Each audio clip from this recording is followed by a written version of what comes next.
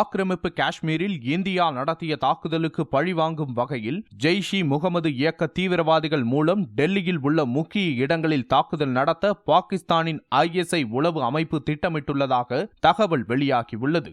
இதனையடுத்து தலைநகர் டெல்லியில் பாதுகாப்பு ஏற்பாடுகள் பலப்படுத்தப்பட்டு வருகின்றன. ஜெய்ஷ் இ முகமது இயக்க தீவிரவாதிகள் ஏற்கனவே நாடாளுமன்றத்தின் மீது தாக்குதல் நடத்தியவர்கள் என்பதால் அங்கு உச்சக்கட்ட பாதுகாப்பு போடப்பட்டுள்ளது. பாதுகாப்பு காரணங்களுக்காக டெல்லி வான்பரப்பில் பாராகிளைடர், ரிமோட் மூலம் ஆளில்லா விமானங்கள் செலுத்துதல் உள்ளிட்டவற்றுக்கு வரும் நவம்பர் 6ஆம் தேதி வரை தடை விதிக்கப்பட்டுள்ளது.